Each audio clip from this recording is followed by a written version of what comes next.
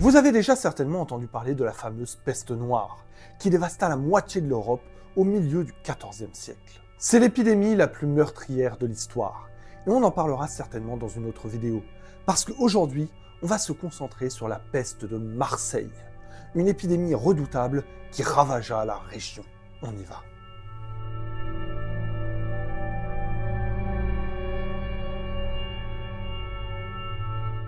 La meilleure façon de lutter contre une pandémie, c'est de s'abonner à la chaîne de l'Encyclope. C'est un moyen recommandé par l'OMS. Nous sommes en 1720 et les Marseillais ne pensent pas à la peste. Ils se sentent protégés. La ville est une des plus prospères d'Europe. Une bonne partie des marchandises provenant d'Afrique du Nord transitent par la cité phocéenne.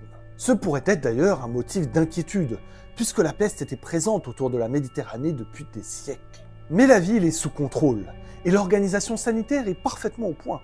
Tout homme et marchandise suspecte est identifié et isolé. Autant vous dire que le contrôle au faciès est de rigueur. Si tu ressembles pas trop à ce qu'on a l'habitude de voir dans la région, t'es suspect. Et pourtant, le 25 mai 1720, le navire Grand Saint-Antoine revient au port après 10 mois d'absence. Dans les cales, on trouve des soieries précieuses qui doivent être acheminées à la grande foire de Beaucaire. Le voyage a été dur, le plus dur de la carrière du capitaine Jean-Baptiste Château, qui en a vu d'autres pourtant. 8 matelots ont péri en route. C'est beaucoup. Il faut ensuite respecter la procédure. D'abord, le bateau s'amarre sur l'île de Pomègue. Le capitaine se rend ensuite en chaloupe, seul, au Vieux-Port et présente ses papiers. Papiers que l'intendant de santé agrippe avec une pince et trempe dans du vinaigre. Le Grand Sainte-Anne échappe à la quarantaine et la marchandise est déposée dans l'infirmerie du port. Rapidement, 3 hommes meurent. Mais les murs de l'infirmerie sont épais. Il n'y a pas de risque. Sauf qu'une partie des marchandises est sortie en fraude et vendue à n'importe qui. Les premiers cadavres sont évacués de nuit pour éviter la panique.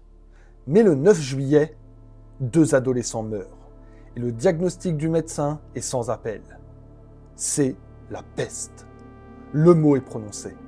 Des études ont montré que le bacille impliqué dans cette épidémie ne provenait pas d'Asie, contrairement aux autres épidémies de peste. Non, c'était la même souche que la peste noire du Moyen-Âge. La souche était restée endormie pendant 400 ans dans la région. Et il est possible que ce soit les rats qui aient permis à la maladie de survivre. Il nous faut également parler de la négligence des dirigeants marseillais. La plupart des responsables locaux sont des négociants qui ont leur bille dans les affaires commerciales du Vieux-Port. Ils savent très bien que déclarer la ville comme étant pestiférée, c'est la mort du commerce, sur une bonne période. Ils ont donc minimisé les dégâts jusqu'au dernier moment. On sait aujourd'hui que les climats chauds et humides favorisent les épidémies. Et c'est pourquoi dans la nuit du 21 au 22 juillet, 14 personnes décèdent. Et ça ne va pas s'arrêter. Les autorités prennent enfin des mesures. Évacuation des cadavres, maisons scellées, isolement des malades. La base, quoi. Les élites, quant à elles, ont fui dans le terroir, où la plupart du temps, elles possèdent un domaine secondaire.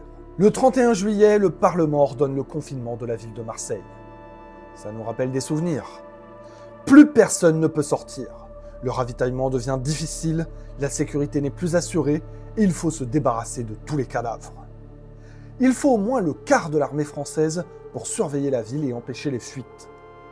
Et ce ne sera pas totalement efficace, puisque des villes comme Aix, Arles ou encore Toulon seront elles aussi touchées. Et des cadavres, va y en avoir. On ne parle pas d'une petite épidémie de grippe. Début août 1720, c'est 50 morts par jour. Puis 100, 300, 500 et 1000. 1000 morts par jour. Je ne sais pas si vous imaginez. Les hôpitaux et les cimetières sont débordés.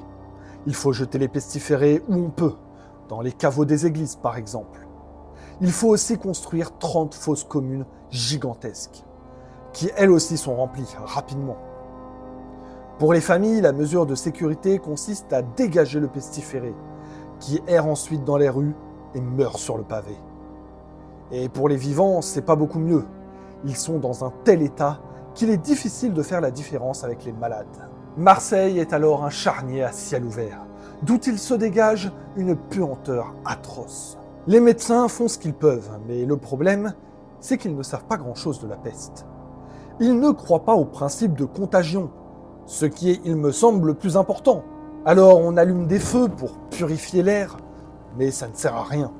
Les puces sont présentes dans les vêtements et les draps, et les pauvres ne se changeant jamais, ou rarement, ils sont plus susceptibles d'être victimes de la maladie. 50 000 Marseillais vont mourir de la peste.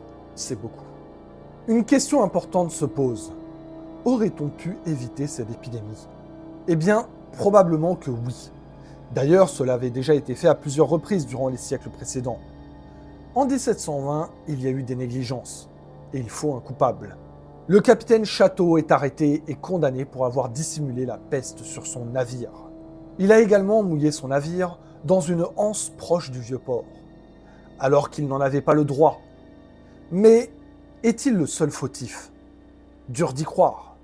Entre ceux qui étaient au courant de l'amarrage du navire au mauvais endroit et qui n'ont rien dit, et ceux qui ont assoupi les règles de quarantaine pour permettre aux marchandises de circuler plus vite, personne n'est tout blanc dans cette affaire. Il faut attendre le mois d'octobre et le début du froid pour qu'enfin l'épidémie recule.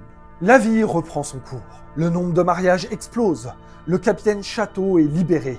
Et le premier magistrat de la ville, Jean-Baptiste Estel, est anobli pour son courage. En tout, 120 000 personnes trouveront la mort dans la région à cause de cette épidémie de peste. S'il y a bien un truc que je regrette pas des époques précédentes, c'est bien les épidémies, surtout la peste. Alors vous me direz, nous on a connu le Covid, une pandémie qui a conduit au confinement de la population mondiale. Mais à choisir... On fera certainement un jour une vidéo sur la peste noire. En attendant, si vous voulez soutenir la chaîne, abonnez-vous, likez la vidéo, mettez-nous en commentaire ce que vous avez pensé de cette histoire. Rejoignez-nous sur nos réseaux Instagram et TikTok. Nous, on se retrouve bientôt pour une nouvelle histoire. Et à la prochaine.